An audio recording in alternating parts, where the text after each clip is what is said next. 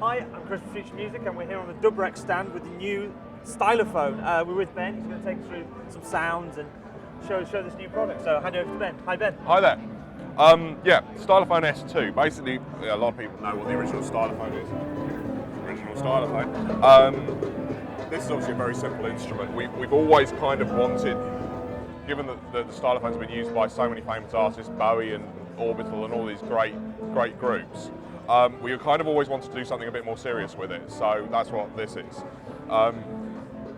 Unlike the current mass market Stylophone, this is true analog synthesizer. So it's not digital at all.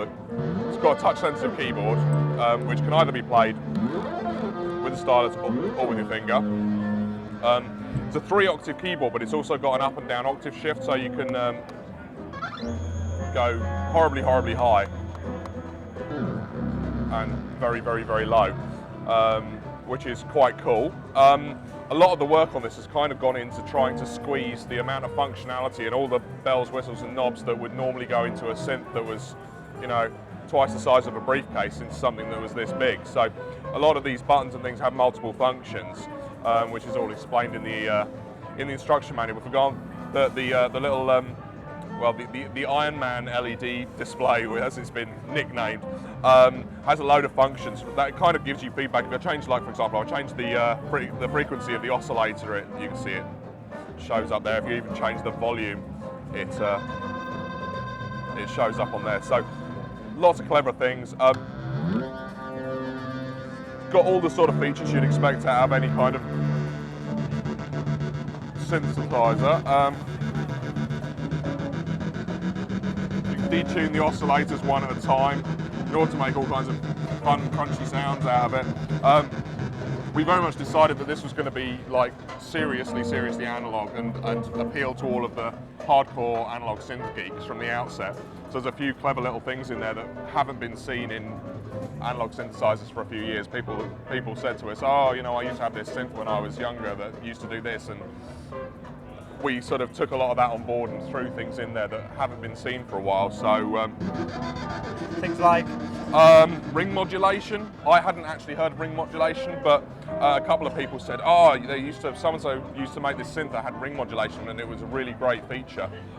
So I chatted to the guy who's doing the electronics and said, have you heard of ring modulation? He said, oh yeah, that was quite cool. And I said, can we put that in it? And he goes, yeah, I don't see why not. So a lot of things got thrown in there to try and make it appeal as much as possible to sort of, I mean, obviously it's primarily a portable performance synthesizer, but there's lots of cool stuff in there that's going to make a lot of people sort of say, wow, I could do with that in my studio because I've got nothing else that can make that sound. Yeah. So what about connectivity? I see we've got... Yeah, again, we've sort of stuck with the sort of hardcore analog theme. It's got a control voltage input, which can easily be converted to MIDI. You can get MIDI to CV converters.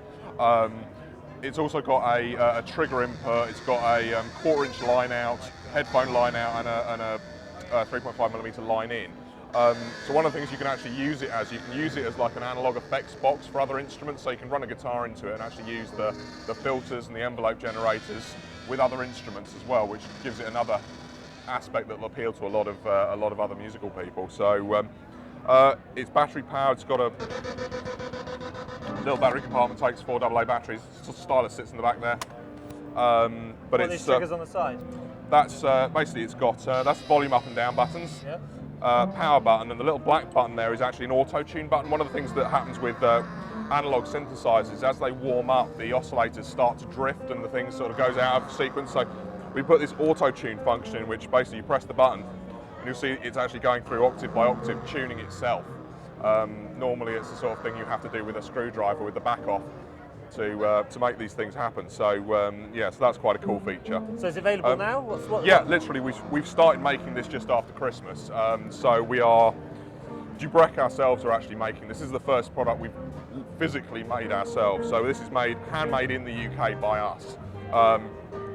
All being well, assuming we're literally launching it here to the trade at NAMM, assuming it goes well, we'll be going into sort of slightly larger batch production, but we're literally here sort of taking retailers on now as we speak. And what kind of price point are you looking for retail? UK price point is going to be about £299.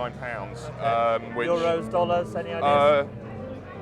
Dollars, I think it's $399. Not sure what the euro price is, but works out somewhere in between, yeah. somewhere in the middle. Okay. But people have either said to us, oh, that's really expensive for a stylophone, or wow, that's really cheap for a British-made analog synthesizer, and the latter's kind of more accurate. I mean, in terms of anything else that's on the market that's got this kind of spec, you're looking at sort of 3 or 4 times that price.